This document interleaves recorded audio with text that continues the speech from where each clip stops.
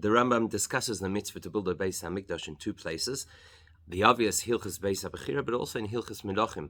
And what's strange is that when he talks about Hilchos Beis HaBechira, it seems like he's actually referring to the pasuk about the Mishkan, which is very unusual when you consider that the Rambam considers the mitzvah to build the Beis HaMikdash a mitzvah that applies at all times. We'll also see that it's very interesting how the Rambam immediately associates in Hilchos Melachim the mitzvah to build the Beis HaMikdash with two other mitzvahs, which is really what we're going to extract out of this analysis, the fact that there are three intertwined mitzvahs that all somehow bring each other to complete fulfillment. Mina pasuk, so you look at the pasuk in our parasha, where Hashem says, "Build for me a sanctuary, and I will dwell within you." From that, the Rambam learns in Hilchos Beis HaBechira the following: Mitzvah asay. From here we learn that there's a positive commandment to make a home where it is appropriate to bring karbanos to Hashem.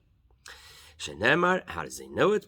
Because the pasuk says Vasinu Mikdash. Pasuk says build for me a Mikdash. And then the Rambam says something which also does not seem to be relevant.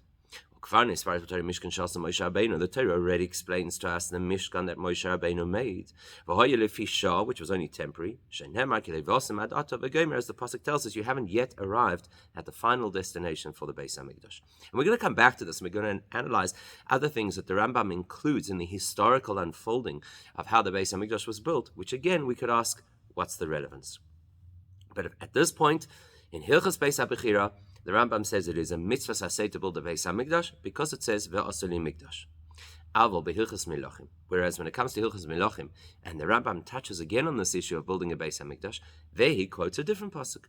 Yolef lo Rambam mikosav acher. The Rambam learns the mitzvah to build a Beis HaMikdash from the following pasuk, as the Rambam says: Sholosh mitzvahs nistav yisol b'shas knisos and loretz v'cholei. There were three mitzvahs that the Jews were obligated to fulfill. They were instructed to fulfill when they would enter Eretz Yisrael. That is to appoint a king, to rid the land of Amalek, and then mitzvah number 3, v'livnos Beis HaBechira, to build the Beis HaMikdash. And there he brings the pasuk shenemar l'shichnos sidyushu v'asa shama, pasuk much later on in the Torah that says that you should seek a place for Hashem to dwell and come to that place, and that's how you know that there's a Beis HaMikdash v'yadua hakushya. So that raises a question which is well known amongst the commentators on the Rambam. Why doesn't the Rambam in Hilchos Melachim use the same pasuk that he used in Hilchos Beis HaBechira? So the first attempted answer we'll find is from the Lechem Mishnah, one of the core commentators on the Rambam, who says, the Lechem Mishnah argues as follows: The truth is, Va'asini Mikdash in context is speaking about the temporary Mishkan in the desert. Whereas the pasuk that says you should seek a place for Hashem to dwell, look at Rashi's commentary and see that that is referring to Mishkan Shiloh, which was the first more permanent structure of a Beis HaMikdash. Not yet a Beis HaMikdash, but a Mishkan that would lead to the Beis HaMikdash. And then the Lechem Mishnah explains, then there's a logical conclusion that if it is a mitzvah to have the temporary Mishkan in the desert, and there's a mitzvah to have the Mishkan in Shiloh, then it surely is a mitzvah to have the permanent Beis HaMikdash in Yerushalayim. Okay, so that's why, according to the Lechem Mishnah, the Rambam prefers to use the pasuk l'shichnos sidrashu when telling us about the three mitzvahs that apply when you go into Eretz Yisrael. But it's not really a comprehensive answer because we already saw that in Hilchos Beis HaBechira, the Rambam counts the mitzvah to build a Beis HaMikdash as a positive mitzvah, which means that it is a mitzvah that is applicable throughout history. So if that's the case, so if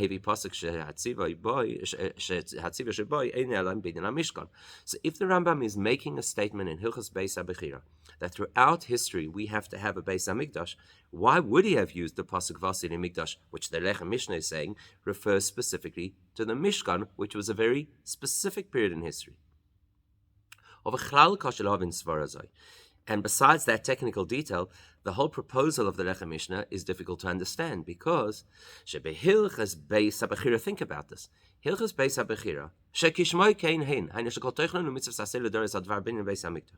Hilchos Beis HaBechira, which by the very name that is attributed to those halachas, is focused on the mitzvah of the Beis HaMikdash as it applies across history. There, hevi dafka pasuk shatzivish boyu al mishkan amidbar. That's where Rashi, where the Rambam would have elected to use a pasuk that only refers to the Mishkan. Why? And yet, when it comes to Hilchas Melachim, which obviously, as the name indicates, is primarily focused on laws of kings, so the primary focus over there is the mitzvah of how you establish a king. Then he brings the pasuk that is most clearly about a long-term place for Hashem, first in Shiloh and then in the Beis HaMikdash. It seems exactly upside down. Hilchos Beis HaBechira, which is the core discussion about a Beis HaMikdash, should have been the place for the pasuk L'Shichnoi Sidrushu, which is a clear pasuk about a long-term Beis Hashem. Okay, let's try another answer. Perhaps we could answer that when it was Hilchas Beis HaBechira and the Rambam quoted the pasuk Vasin in Migdash, that was loiket tzivoy al hamishkan. He didn't read that pasuk in that context as being specific to the Mishkan. Maybe the Rambam is saying, as various of the Midrashim comment right then and there, that Ve'asin Migdash is in fact a long-term mitzvah. That doesn't only apply to the desert, but is the long-term mitzvah to consistently create a place for Hashem, including the Beis HaMikdash. Okay, so maybe that's what the Rambam's doing. The only problem with that is, so then use that pasuk again in Hilchas Melachim. So that's only going to put the question in the other direction.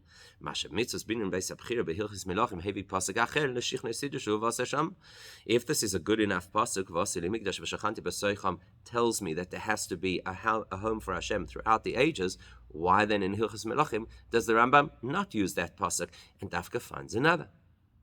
The question is an even greater question. The way that the Rambam words and presents things in Hilchis Melachim implies it sounds like the Rambam is speaking the same language as the Medrash. Now, if you look in the Medrash, there the Medrash quotes the pasuk Vasili Migdash as the source for the fact that there has to be a Beis HaMikdash, not l'shichnoi sidushu v'asasham. Look at how the Medrash says it. It sounds exactly like the Rambam. There were 3 mitzvahs they were instructed to do when they entered Eretz Yisrael. To appoint a king, to build a Beis HaMikdash, and to eradicate Amalek. Says the Medrash, how do you know that they had to make a king? Because the pasuk tells us, that you have to appoint a king. How do you know to build a Beis HaMikdash? Listen to what the Medrash says. Okay, there you have it, the pasuk from Terumah. The pasuk that the Rambam only uses in Hilchos Beis HaBechira and does not use in Hilchos Melachim, where he sounds like he's speaking the same language as the Medrash. And how do you know that you have to eradicate Amalek?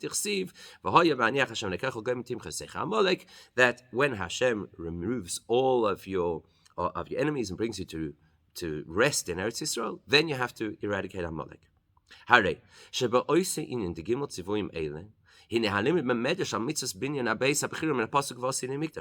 Medrash doing? When the Medrash speaks about the 3 primary mitzvahs the Jews had to do when they entered Eretz Yisrael, what pasuk does it use for the Beis HaMikdash? Vasini Mikdash. Now that raises a question for him, Cain. So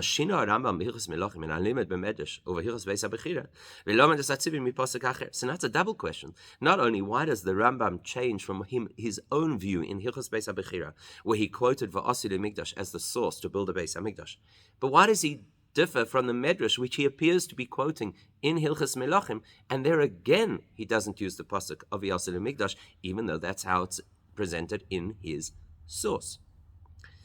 Now the truth is, there's another question that should be added to the whole mix over here. We have analyzed 2 potential psukim as the source for the mitzvah to build the Beis HaMikdash, but perhaps there's another pasuk. We actually find another explicit instruction to build the Beis HaMikdash. So it doesn't have the same problem as Vasili Mikdash, which in context appears to only be speaking about the Mishkan. What's the pasuk? The pasuk says there will be a place where Hashem will choose to rest His Shechina, and that's where you should bring your korbanos. The Gemara of the Sifri say that that's where you find the instruction to build a Beis HaMikdash. Ve'im kain, lama lahevi Rambam pasuk ze bidvara bereishachas beis abchira. Ha'iskim b'mitzvah hanehegas l'doros. Why doesn't Rambam quote this pasuk? Seems to be in many other sources the pasuk that tells us to build a Beis Hamikdash. The Rambam doesn't even quote it in Hilchos Beis Abchira. So again, we'll turn to one of the classic commentators on the Rambam. The Kesef Mishnah Tirates. The Kesef Mishnah explains as follows: Rambam, when the Rambam analyzes this particular pasuk, the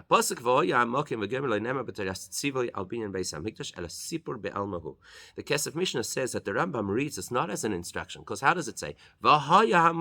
There will be a place where Hashem will rest His Shechina, and there you should bring your karbonos. In other words, the Torah is telling us that once there's a place decided by Hashem as His place, then you'll bring your karbonos over there. But it's not necessarily a clear instruction that you should build that place as a home for Hashem. Now you're going to say, yeah, but the Sifri and the Gemara seem to feel that was a pasuk that instructs us to build a Beis Hamikdash. Says the Kesef Mishnah that the Rambam's view would be that he would say that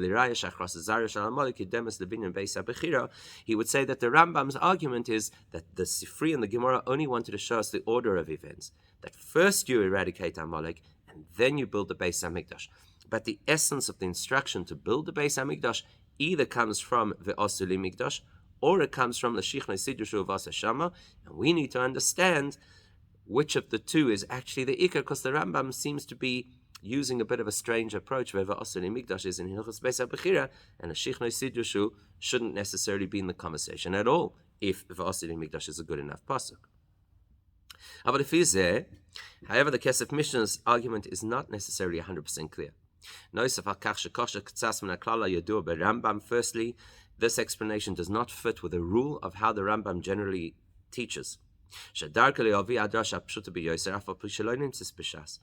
Rambam would typically always look for the most clear and explicit explanation, even if it's not quoted in the Gemara. So that's what the Rambam should have done over here. He should have brought V'hoya HaMokem, which even if the Gemara does not necessarily bring it as a proof that you have to build a Beis Hamikdash by the Kesef Mishnah's argument, the Rambam should have, because it seems to be quite straightforward, and he doesn't. But besides that kasha, mipnei ma lo hevi gama Rambam pasuk zebichos melachim l'raya shachras zarish al amalek kedemes lebinyan abayis. Let's go with the Kesef Mishnah's argument that the Gemara only quoted that pasuk to teach us the order of events. First you eradicate Amalek, then you build a Beis Hamikdash. Well, the Rambam should have included that too. It would have been valuable information for us. Seeing as he's speaking about the three mitzvahs, he should have used this pasuk to tell us the order in which the three mitzvahs have to be fulfilled. And now we're going to, before we can get to any of these answers, go back to Hilchos Beis Abchira and raise a very important question, and that is, why does the Rambam give us a history lesson in his book, which is a book of law? Surely in a book of law, you stick to the laws. So Gam Dorish Bir B'Divrei Rambam B'Hilchos Beis Abchira. It's very strange. In Hilchos Beis Abchira, Shelachar Shemasayim Be'Halacha Aleph, after he finishes the first halacha, then he says this. Now we touched on it briefly before. Now we'll unpack it. Ukvar Nisparish B'Torah Mishkan Shel Moshe Rabbeinu V'Yilvisha Shenemar Ki Lo Yivosem Ad Ato V'Gomer. So he ended off halacha Aleph by telling us the Torah already detailed everything about the Mishkan in the desert, and it was only temporary. Then he has the surprising part. He gives us a history lesson. Mamshich ba'alocha beis. In the next halacha, he says, when the Jews entered Eretz Yisrael, that for 14 years that they conquered and settled Eretz Yisrael, the Mishkan was in a place called Gilgal. And then they moved it to Shiloh, which was now the first more permanent structure, because they made the walls out of stone, as opposed to how the Mishkan had always been made out of wood. But they used the same roof covering of skins that had applied in the original Mishkan. Tikra did not have a proper roof. And then he tells us that it stood in that place for 369 years. And when Eli, who was the last of the Shoftim, when he passed away, that Mishkan was destroyed. So then, they came to a place called Noiv, and they built a Mikdash there. And very shortly afterwards, when Shmuel passed away, it was destroyed. And they came to Givon, and they built a Mikdash over there as well. And then eventually from there they came to the permanent destination of the Beis Hamikdash. And then the Rambam tells us, those two locations of Nov and Givon together lasted for a total of 75 years. Now, Vakasha, this is difficult to understand. The Rambam wrote a book of halacha. What's the practical application in halacha? To know all of this detail. All of the locations where the Mishkan was between the desert and the Beis Hamikdash. Surely this is just an insight into history which is irrelevant in a book of halachas. Now, you could argue the Rambam is effectively just paraphrasing a Mishnah in Zvachim. But it's common in Mishnah to have conversations about other things outside of halacha. It's not common in the Rambam. The Rambam focuses on halacha, so he may well be paraphrasing a Mishnah in Zvachim. The question remains, why? And not just why does he give a history lesson. Even the Mishnah that he may be paraphrasing doesn't simply tell us a history lesson. It gives practical halachic implications to each step of the story. Gilgal,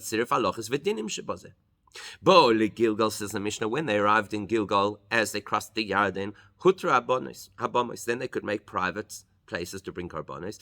And they could eat the lesser degree of karbonos that normal people, not only kohanim, could eat. They could eat in these places. When they came again to Nov and Givon, in other words, after Shiloi, they were again allowed private places to bring karbonos. And even that was all just a build-up in the Mishnah to what the Mishnah eventually wants to say, which is that when they came to Yerushalayim, from then on, it was never allowed again to have a private place to bring karbonos, and it was never going to be released again. And Yerushalayim becomes like the permanent inheritance of the place of the Beis Hamikdash. In other words, the Mishnah doesn't simply give a history lesson, it ties it into practical halacha, which you would have thought the Rambam would do if he's already going down this road. Doesn't say a word. And the simplest reason why the Rambam would not tell us any of that information is because it's actually not relevant to halacha going forward. It is an halachic insight into history. And yes, the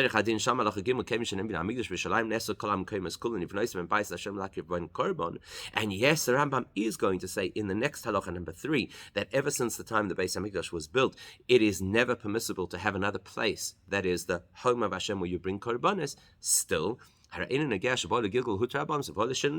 we still don't have to know the history of when it was on and when it was off to bring a korban on a private bama. So therefore, we should be very surprised on 3 levels or from 3 perspectives with what the Rambam has done over here. Firstly, why does he have to tell us the order? First Gilgal, then Shiloh, then Nov, then Givon. Beis, not only does he tell us the order, why do we have to know how many years? 369 in Shiloh, 75 between Nov and Givon, 14 in Gilgal. That's definitely just pure history. And especially when you consider Gimel, even the Mishnah that did give the history lesson did not include the time frames. So we have a whole series of questions over here to ask. Why does the Rambam in Hilchos Beis HaBechira quote Va'asili Migdash, which seems to be speaking about the Mishkan? But if it really is talking about the Beis HaMikdash, why in Hilchos Melachim does he switch to another pasuk, the Shichnei Sidrushu Uvasa Shama? Why does he completely ignore the pasuk that says V'haya Mokem, which in some places would seem to indicate the actual instruction to build the Beis HaMikdash? And why do we have to know the whole history lesson of what happened and for how long it took before there was a Beis HaMikdash in Yerushalayim? So in order to understand all of this, let's ask the question. In Hilchos Melachim, which is primarily focused on the laws of a king, how you determine, choose a king, appoint a king, why did he bring Gamas mitzvahs, binyan, beis habechira v'chalois, and shalosh mitzvahs? Why was that a place to revisit the halacha about building the Beis Hamikdash and saying that it's part of 3 mitzvahs that the Jews were given going into Eretz Yisrael? And you'll actually find a similar thing in Sefer HaMitzvahs. which is of course a more summarized version of all of these mitzvahs, shebeyachad mitzvahs binyan beis hamikdash, that you'll notice when the Rambam discusses the mitzvah to build a Beis Hamikdash, and in the Rambam's words, again he quotes the pasuk Vasin Hamikdash and says, this is the instruction Hashem gave us, that we should make a place to serve Him. Then Hoisif immediately adds to that, he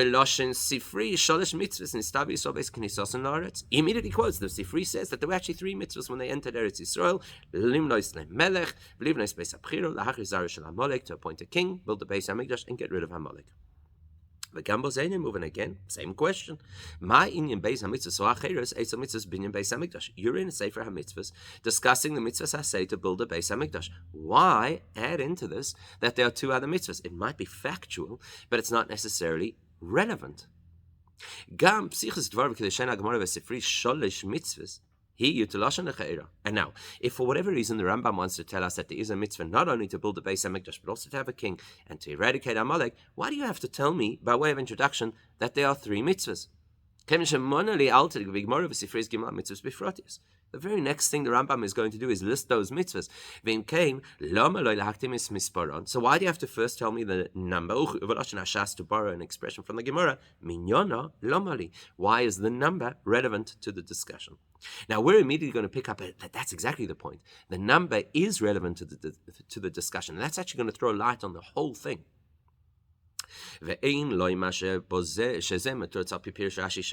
Now, you might want to say, why is the number relevant? We'll look in the Gemara, because the Rashi addresses it in the Gemara and says, that the Gemara wants us to know that these 3 mitzvahs have to be done in a particular order, and they kind of rely on each other, and that is Melech, V'acharei Amalek, V'acharei Beis HaBchira. First you have to have the king, then you get rid of Amalek, and then you build the Beis HaMikdash. Truth is, Rashi, by telling us that information, explains why we need to know all 3. It does not explain why we need to be told that there are 3 of them. But Vahabir Baseh, Rashi has thrown light on the story. We're going to develop something that Rashi said over there and use that to explain what the Rambam wants us to know. Sholish mitzvahs halalu hein b'lishen Rashi tuluyois zoi b'zoi. As Rashi pointed out, these are 3 mitzvahs that are completely interdependent. Hainu, which means she'af shein gimel mitzvahs nifrodes. Of course, they're 3 separate mitzvahs. The mitzvah to make a king is a mitzvah of a king, and the mitzvah to make a Beis Hamikdash is a mitzvah of a Beis Hamikdash. Mikol mokim kol achas mi mitzvah yiselu hi gam prat bebeis hamitzvah so acheres. Here's the fascinating epiphany. And this is going to change our whole understanding of what the Rambam wants us to know. It's not just that these are 3 domino mitzvahs. The one leads to the next, leads to the next. You have a king, then you can destroy Amalek. Once Amalek is destroyed, you can have a Beis Hamikdash. It's more than that. It's that each of the 3 mitzvahs make up part of the detail of how you fulfill the other mitzvahs. Each one of them brings the other mitzvah, so each of the other 2 brings the 3rd mitzvah to its completion. So, Shleimus mitzvahs minei melech, when do you really fulfill the mitzvah of having a king? The king is fully a king, and you have completed that mitzvah when you have eradicated Amalek and built a Beis Hamikdash. Up until that time, the mitzvah of appointing a king is incomplete. And the same applies to the other 2. So what's relevant to us is that a Beis Hamikdash is, yes, of course, it's an independent mitzvah. But when is the mitzvah of building the Beis Hamikdash complete? When you have preceded it by making a king and being rid of Amalek. Not only are they completely interdependent, but it must follow a particular order. First you appoint the king, then you destroy Amalek, and then you build the Beis Hamikdash. And if you do it in that particular order, the Beis Hamikdash will be a proper, healthy, complete Beis Hamikdash. In other words, the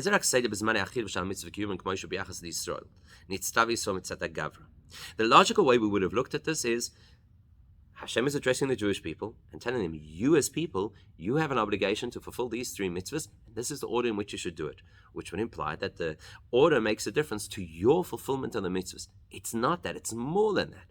And as a prat b'minoi melech. It is something that affects the nature of the mitzvah itself, not just the nature of your obligation. Looking from the perspective of what defines a king, in order for there to be a king, there first has to be a war against Amalek and the building of a Beis Hamikdash. Or, in order for there to be a Beis Hamikdash, there first has to have been a king and the destruction of Amalek. It's not just addressing our personal responsibility, it's telling us what makes the mitzvah happen. That's why the Rambam there in Hilchos Melachim continues by quoting the following psukim. But David HaMelech was sitting in his palace, and Hashem had rid him of all of his enemies. So at that point, David HaMelech turns to Nasan HaNavi and he says, I'm sitting in this beautiful palace made out of cedar wood, and Hashem's Aron is sitting in storage. The Rambam quotes that pasuk not only to tell us the order. You see, he's a king, and he's rid of his enemies. Now we have to look at the Beis Hamikdash. For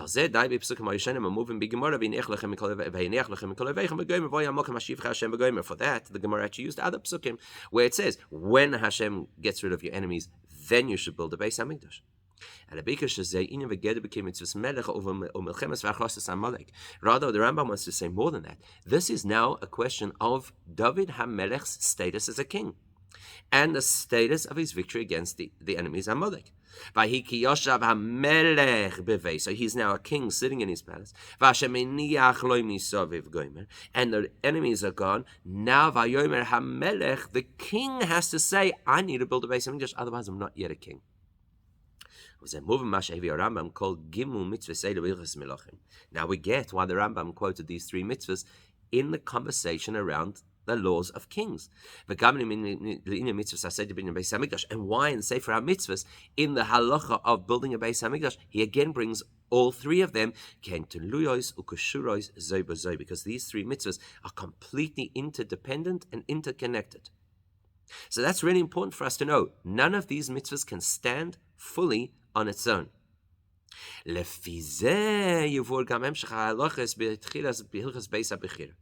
That will help us to understand the order of how the Rambam puts the halachas in the beginning of Hilchos Beis HaBechira.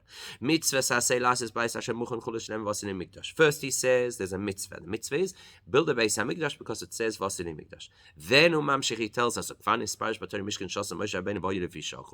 then he tells us history. There was a Mishkan described in the Torah and made by Moshe in the desert for a temporary period. I know. What's the Rambam actually telling us?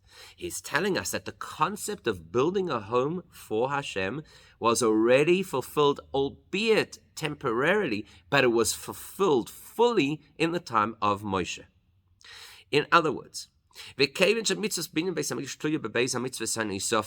that we know that to build a Beis Hamikdash relies on two other mitzvahs,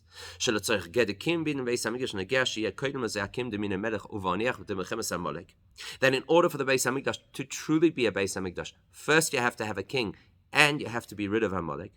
Therefore, the Rambam concludes that theme has to apply in all the states that the Beis Hamikdash was ever in, starting with the Mishkan in the desert. Meaning, even though these three mitzvahs are primarily relevant and applicable once you're in Eretz Yisrael.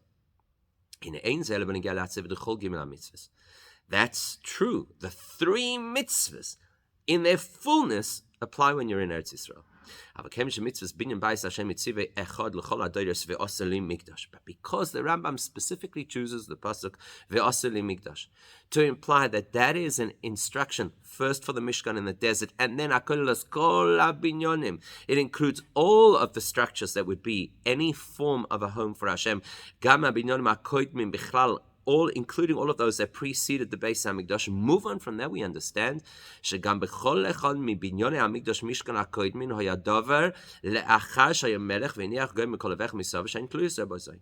Rambam is alluding to the fact that this means that at every stage that there was ever a home for Hashem, there was also some aspect of a king and some aspect of being rid of our enemies. Now we all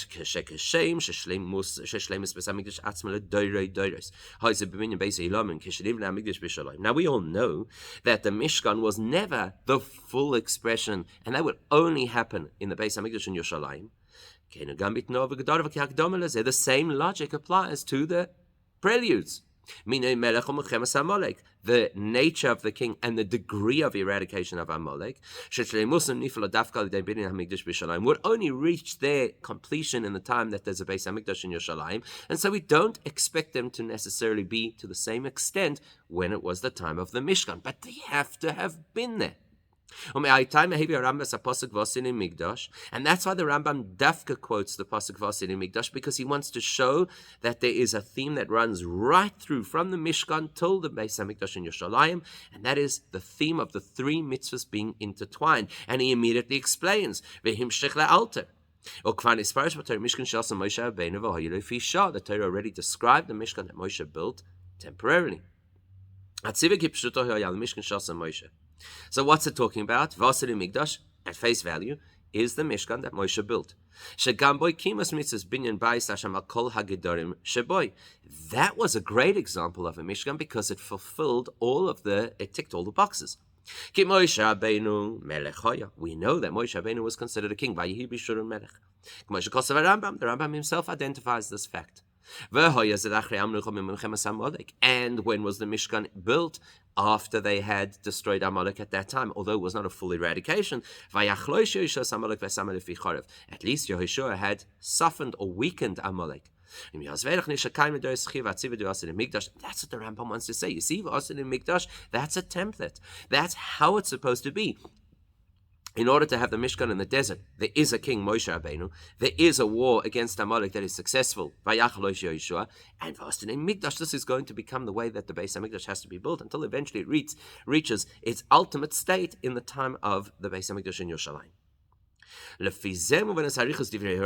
Now we get why the Rambam goes into so much detail. He starts with the Mishkan in the desert, and then he continues. Then he says there was 14 years of a Mishkan in Gilgal while they conquered and settled Eretz Yisrael. So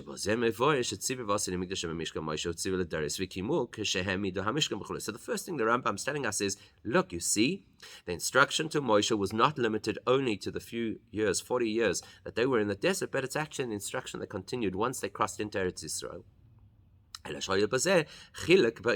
Except there were certain distinctions. Practically, the Mishkan in the desert was to be traveling because they were going to move throughout the desert. The Mishkan oil Raklefisha, that's why the Rambam tells us it is a temporary structure designed in essence to be temporary, to be portable. So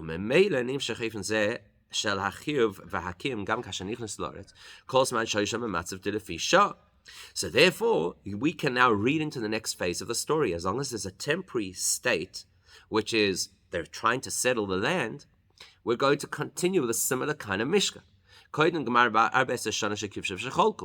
Until they had settled the land properly, Gilgal, that Mishkan is very much like the Mishkan in the desert. It's temporary, it's portable. And by the way, Yeshua is a king. So the kind of piece that's missing over here is being rid of the enemies. Once they're rid of the enemies, then they come to Shiloh, which is a more permanent kind of Mishkan. Now they're much more settled as a nation in their homeland,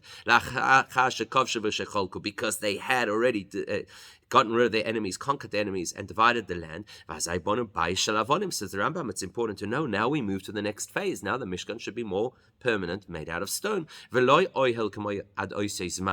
And not just a temporary portable tent that you could literally remove, take down and put somewhere else. And you need to know how long it stood there, 369 years, because that helps us to reinforce the point that it is a permanent structure. It's the step up. But it's not fully permanent. But the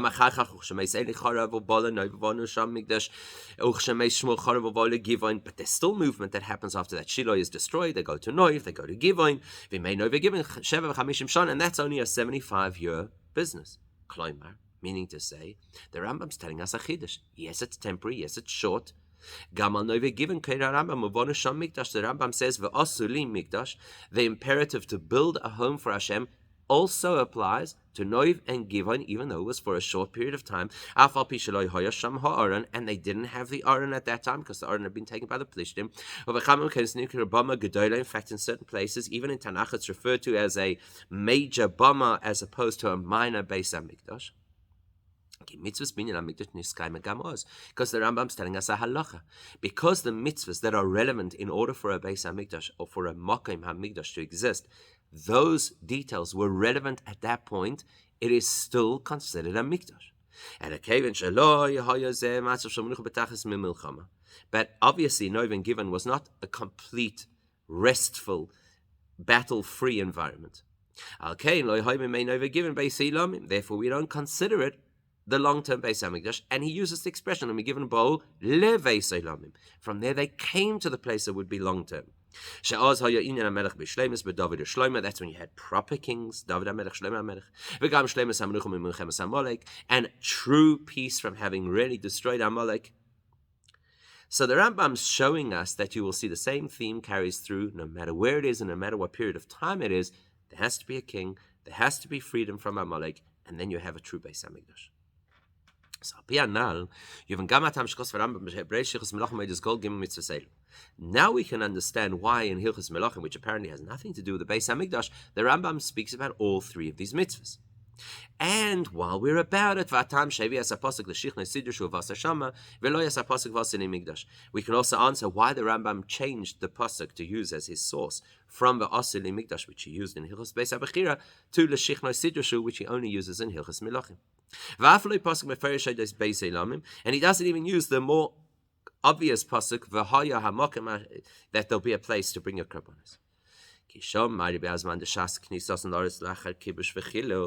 Because what's the Rambam talking about in Hilchos Melachim? When they enter Eretz Yisrael, meaning to say they've just conquered the land. At which point you already have all three of the factors. Even though that would only come to its greatest extent once there's a Beis HaMikdash in Yerushalayim. Kvar haya binyan bias. So the Rambam saying, first point, you have a permanent structure. It's no longer just a tent. Second of all, you're free of the ongoing battle because they've now conquered the land and they're living in their allocated places. And there is a king, Yehoshua, who was appointed he was appointed properly in the way that any king should be appointed to the position. As the Rambam says, there has to be the basin of 70 elders and a Navi.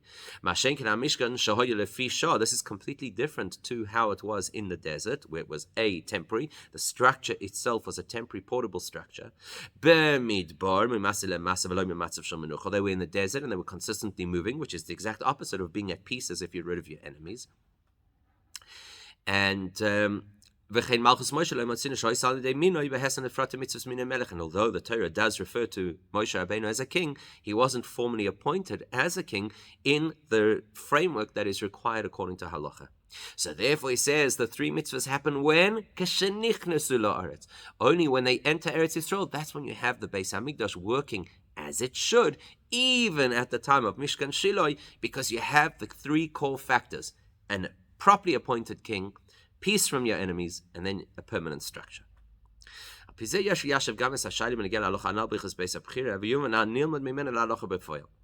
And so now we can understand something that is brought in the halacha in Hilchos Beis HaBechira that actually has a practical application. The Rambam tells us, you're not allowed to build your home to look like the main structure of the Beis HaMikdash. You're not allowed to make a porch or veranda that looks like the ulam, the entrance hall of the Beis HaMikdash, or a courtyard that looks like the courtyard of the Beis HaMikdash. Seeing as the Rambam says that all of the buildings, the Mishkan in the Midbar, Gilgal, Shiloh, Noiv, Givoin, are all considered Mikdash,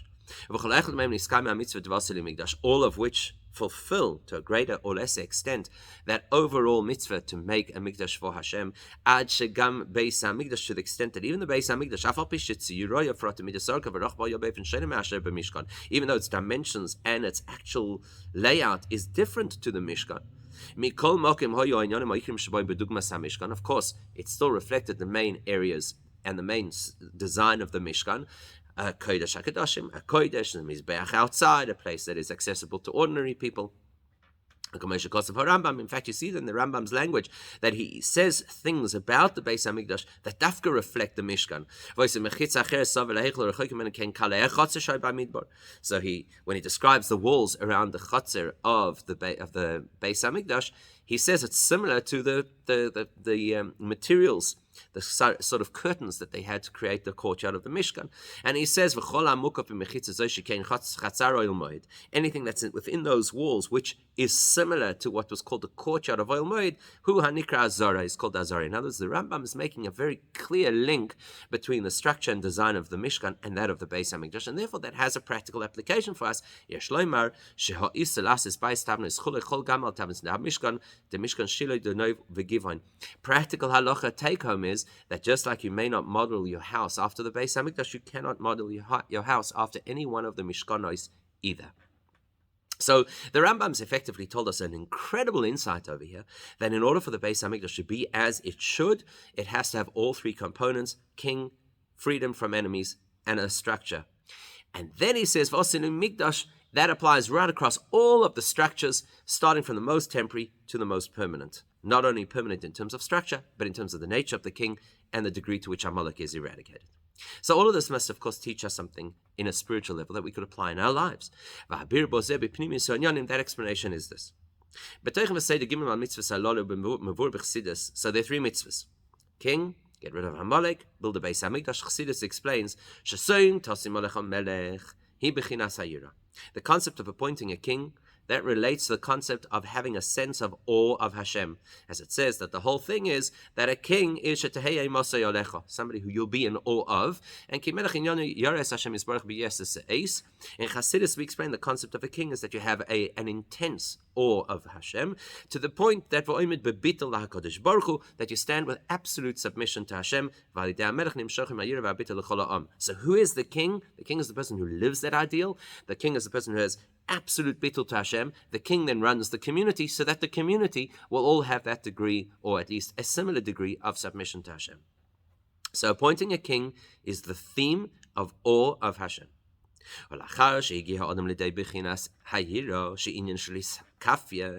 what does Yira impact on a person? The fact that you are willing and capable of overcoming your Yetzer Hara, iskafia, that you can have self-control, that you can overcome temptation and distractions. So then the next step of the process is it's not only good enough to subdue the negative, the goal is to eradicate the negative, to completely destroy the bad. And how do you do that? Not through war.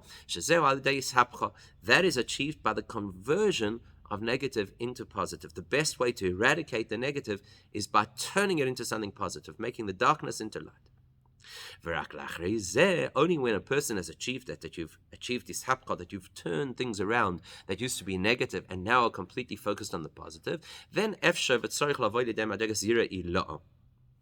you can reach the supernal level of awe of Hashem, a very great degree of commitment to Hashem, which is Habali de Beis Hamikdash.